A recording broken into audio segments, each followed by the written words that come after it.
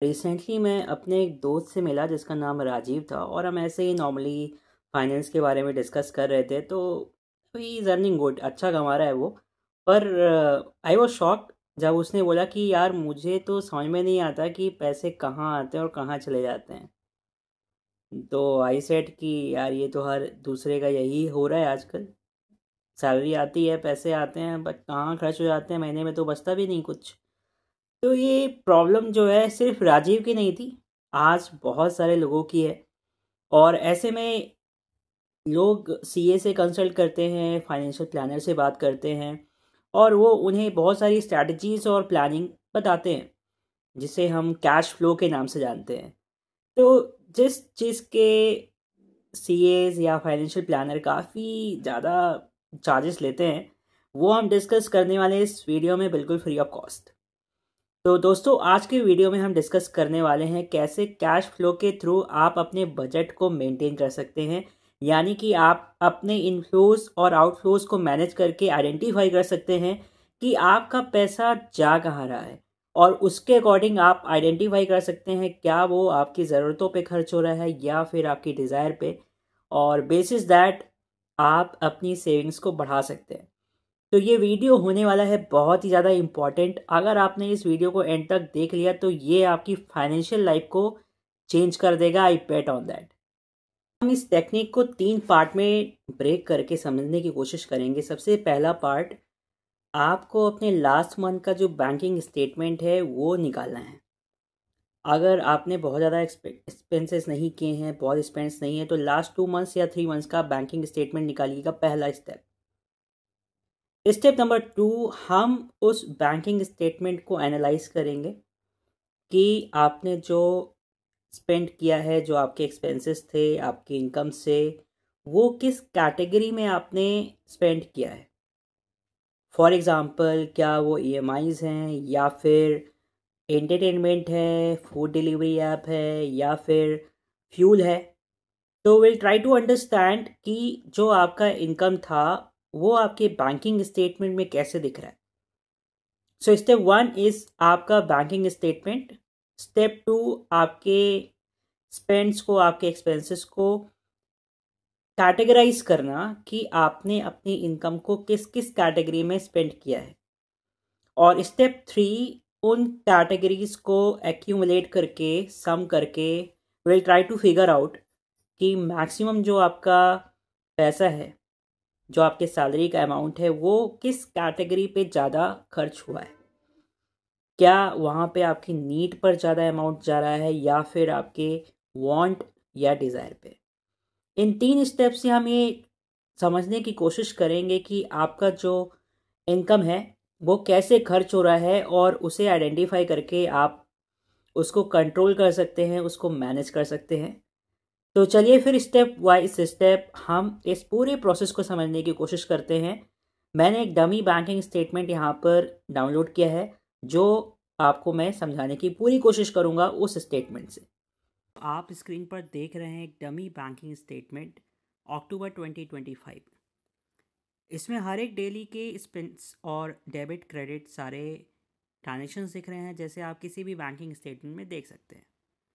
सो यहाँ पर इस सिनेरियो में जो इनकम क्रेडिट हुआ है, सैलरी क्रेडिट हुआ है, वो 50,000 का अमाउंट क्रेडिट हुआ है। और उसके बाद हम देख सकते हैं यहाँ पर एक ईएमआई डेबिट है, home loan EMI, then auto loan EMI, और then after grocery needs, grocery local market पर 2500 अमाउंट स्पेंड हुए हैं। After that if you see, food delivery app Zomato में 1200 rupees order, then fuel 2500 spend यहाँ पर हुआ है, electricity bill 1200, and then after family dinner, restaurant, and after that movie and snacks 800. So if you see overall, आपके bank statement में आपके debit, credit और जो भी आप ट्रांजेक्शन्स करते हैं उसका एक नरेशन दिया होता है कि किस प्लेटफॉर्म पे आप वो पैसे खर्च कर रहे हैं।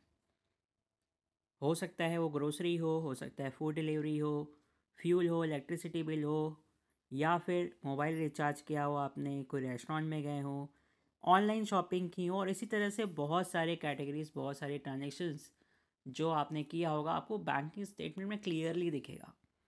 तो यहाँ से तो हमें एक बेसिक फंडामेंटल आइडिया मिल गया कि बैंकिंग स्टेटमेंट हमें देखना कैसे है। तो यहाँ से हमें एक बेसिक आइडिया मिल गया कि हमें बैंकिंग स्टेटमेंट देखना कैसे है। अब हम इन कैटेगरीज को दो पार्ट में डिवाइड करेंगे। पहला पार्ट होगा हमारा नीड यानी कि ज़रूरत, और दूसरा पार्ट होगा हमारा वांट यानी कि डिज़ायर। सो इन सारे स्टेटमेंट्स में जो ट्रांजेक्शन्स दिख रही है, हम दो कैटेगरीज में डिवाइड करके उसे समझने की कोशिश करेंगे कि हमारा इनकम में से कितना पार्ट नीड पर स्पेंड हुआ है और कितना पार्ट डिज़ायर पे। देन दोस्तों, जैसा कि मैंने डिस्कस किया कि इस बैंकिंग स्टेटमेंट में से आपको category wise, transactions wise need and want में डिफ़ाइन करना है कि कौन से ट्रांजेक्शन्स आपके नीड पर खर्च हुए हैं और कौन से आपकी वांट या डिज़ायर पे खर्च हुए हैं। So here we go. अगर आप मेरी स्क्रीन देख रहे हो, यहाँ पर आप देख सकते हो कि जो ट्रांजेक्शन्स हुई हैं, चाहे होम लोन ईएमआई है, ऑटो लोन ईएमआई है, ग्रोसरीज और डेली नीड्स, या फिर फ्यूल, अगर आप इसे कंसिडर करते हो तो ये आपकी ज़रूरतों में काउंट होता है, यानी कि नीड कैटेगरी है। करेक्ट? ये नेसेसिटी है, हम इससे कॉम्प्रोमाइज़ नहीं कर सकते। इस वजह से इन कैटेगरीज पे आपके जो ट्रांजेक्शन स्पेंड हुए हैं वो नीड कैटेगरी में आता है। हालांकि दूसरी तरफ जो हमने फूड डिलीवरी, मूवी या फिर रेस्टोरेंट डाइनिंग में स्पेंड किया है वो नेसेसिटीज़ नहीं है, राइट? हम अपने लेज़र के लिए, हम अपने सेटिस्फैक्शन के लिए इन सारी प्लेटफॉर्म्स और कैटेगरीज में स्पेंड करते हैं जिससे हमें सेटिस्फैक्शन मिलती है, पर ये ज़रूरत नहीं है। करेक्ट? तो इन कैटेगरीज को, जिसमें food delivery app, movies, restaurant, online shopping, travelling, ये सारे आपके कैटेगरीज वांट कैटेगरी या डिज़ायर कैटेगरी में आ जाते हैं, जो हम यहाँ पर देख सकते हैं। सो ओवरऑल आपके इनकम का जो मैक्सिमम पोर्शन है वो आपको आइडेंटिफाई करना पड़ेगा कि क्या वो ज़्यादातर नीड में स्पेंड हो रहा है या फिर डिज़ायर में। और अगर आपको लगता है कि by the end of the month आप 1 रुपये भी नहीं बचा पा रहे हैं, तो यहाँ पे आपको ये देखना पड़ेगा कि आपकी वांट या डिज़ायर पे कितने अमाउंट स्पेंड हो रहे हैं। तो वहाँ से आप कट करके थोड़ी सेविंग्स स्टार्ट कर सकते हैं। देखिए, समटाइम्स आपको अगर लॉन्ग टर्म पे वेल्थ क्रिएट करनी है, कैपिटल बनाना है, तो आपको थोड़े समय के लिए वो कॉम्प्रोमाइज़ करना पड़ता है। और वो कॉम्प्रोमाइज़ आप नेसेसिटीज़ से नहीं कर सकते हो, नीड से नहीं कर सकते हो, वो आपको अपनी डिज़ायर में करना पड़ेगा। और इसी तरह से हम अपने बैंक स्टेटमेंट में कैटेगराइज करके ट्रांजेक्शन्स को, नीड और डिज़ायर को आइडेंटिफाई कर सकते हैं, चेक कर सकते हैं कि हमारा ज़्यादा अमाउंट, ज़्यादा कैपिटल, ज़्यादा फंड किस कैटेगरी में जा रहा है, नीड में जा रहा है या डिज़ायर में जा रहा है। नीड में जा रहा है तो उसको हम कुछ नहीं कर सकते, वो हमारे कंट्रोल में नहीं है। पर अगर वो डिज़ायर में ज़्यादा स्पेंड हो रहा है तो हम थोड़ा मैनेज कर सकते हैं, थोड़ा कंट्रोल कर सकते हैं, और इस तरह से हम अपने कैश फ्लो को मेंटेन कर सकते हैं और अगले मंथ के लिए बजट की तैयारी कर सकते हैं। सो दोस्तों, आई होप ये कॉन्सेप्ट, जिसे हम कैश फ्लो कहते हैं इकोनॉमिक्स में, यहाँ पर हमने समझने की कोशिश की कैसे आप अपने इनफ्लोज, आउटफ्लोज को आइडेंटिफाई करके अपनी फाइनेंस को मैनेज कर सकते हो। बहुत ही simple concept, only in 3 steps. थोड़ा सा आपको मेहनत करनी पड़ेगी अगर अपनी फाइनेंसेस को स्ट्रॉन्ग करना है, अगले मंथ की तैयारी करनी है कि आपके महीने का बजट कितना होने वाला है और कितनी आप सेविंग्स करने वाले हो। तो इस स्ट्रैटेजी को आप अपना के एक अच्छा बजट बना सकते हो। सो आई होप आपको ये वीडियो काफ़ी पसंद आई होगी। अगर हाँ, तो डेफिनेटली निकाल लीजिए डायरी और पेन और बना लीजिए इस मंथ का बजट। और हाँ, प्लीज़ इस चैनल को लाइक करें, सब्सक्राइब करें और इस वीडियो को ज़्यादा से ज़्यादा लोगों को शेयर करें ताकि उनको ये नॉलेज मिल सके। Thank you so much. Have a happy life.